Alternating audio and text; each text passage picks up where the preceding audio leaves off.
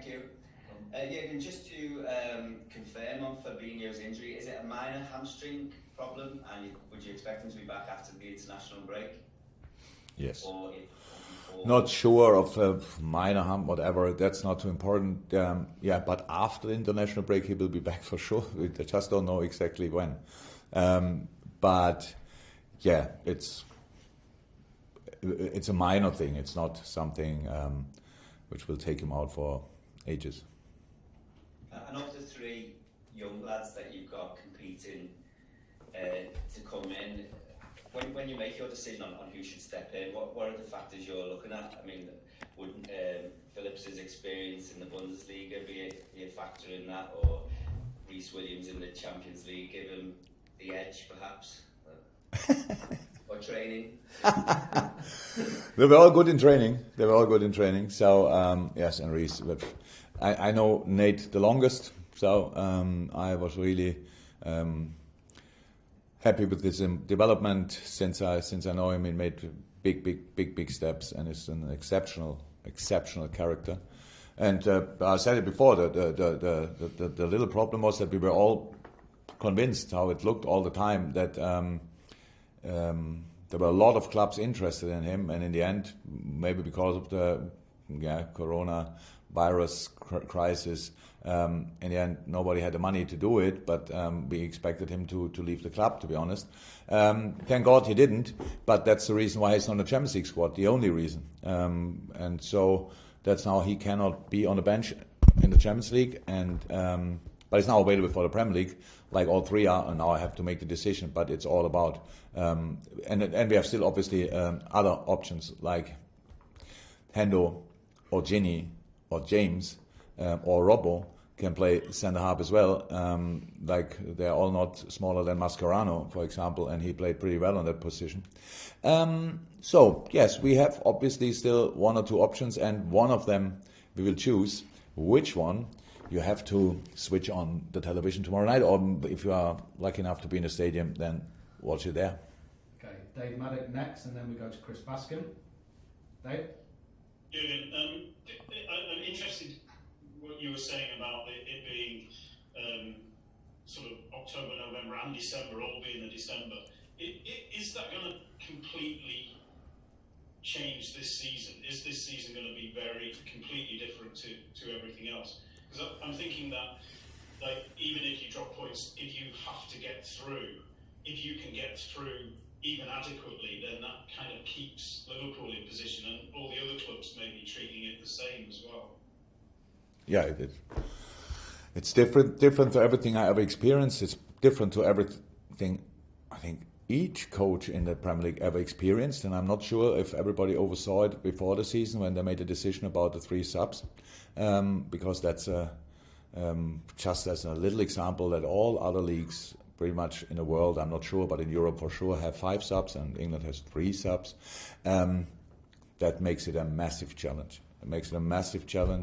But because, 7 clubs in the Premier League play 3 times a week.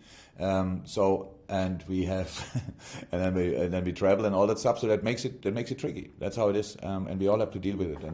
And we will see how it will end. But yes, it's the most challenging season for sure ever. Hopefully, the only one like this, to be honest, because we all hope, obviously, that the time and life will change again. We can bring people back in the stadium, supporters back in the stadium. Life will get normal.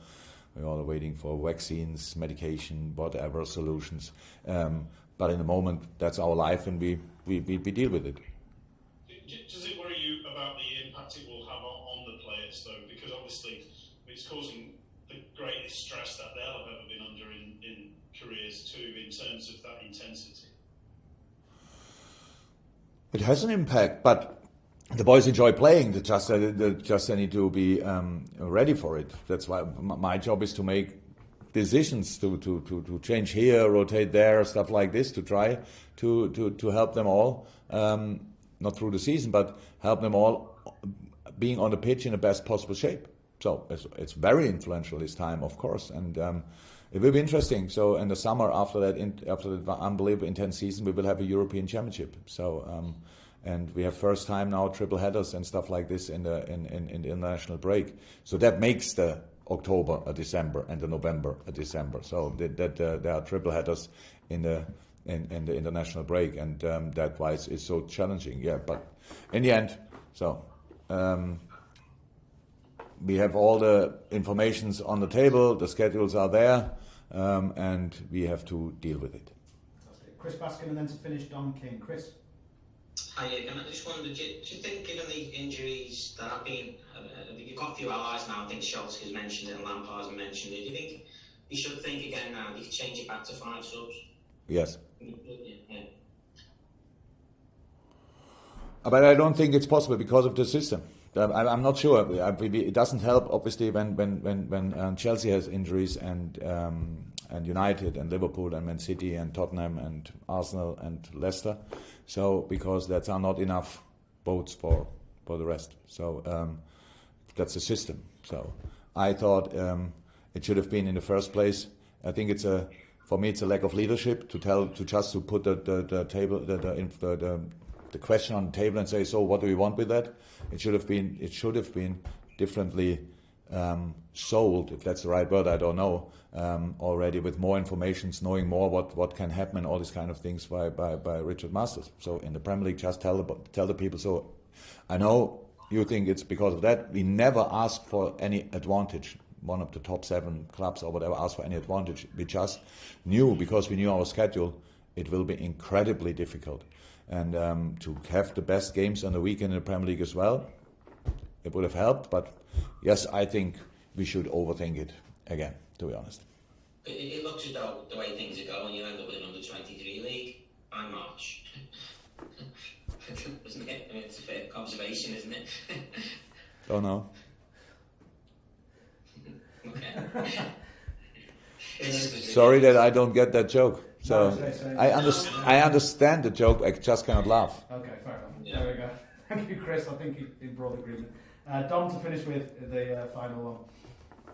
Yeah, can you just on the point about the October, November and December, you and Man City and other teams at the top four have basically treated fans to brilliant football over the last 3 seasons. Do you think this season's basically going to be survival of the fittest? The most successful team will be the ones that can physically cope with the demands rather than quality? All the teams have quality, so quality will always be influential, but you need to be lucky 100% with injuries.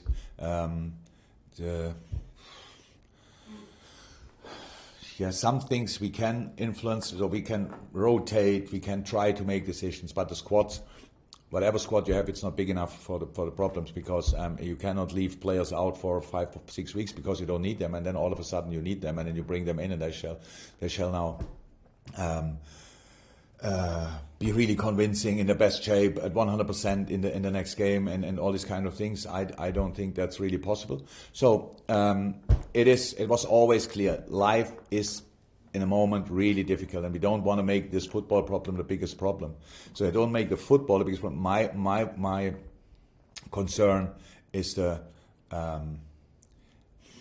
welfare of the players. We often every now and then, it's a pretty big thing to talk about the mental welfare of players, but we have to talk about the physical welfare of players much more often, because the boys always want, even if they can't, they still want. So, but we have to make fixture lists and schedules where they can, when they are able to.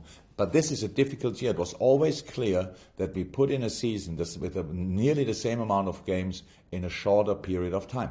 So, and we all wanted it. I wanted it. Everybody wanted it. Come on, let's go playing football. It's great. Start later, finish similar, bam. Cut off a little bit games here and there, like, the rematches in cup competition, stuff like this. All the rest stays the same. But that's the same in other leagues with lesser teams. So, and they find it challenging.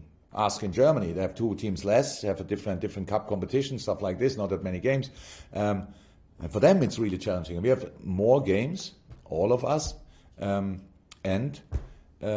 can change only 3 times. And I remember the little bit of the discussions from pundits and stuff like this around. It was like 5 subs. It's not the same game anymore. No, it is not the same game anymore because the time is different, and we should have thought this 100% through. Don't see it that anybody wants an advantage for whatever. Just see it as it was. It is. It's about players' welfare and nothing else, and was always.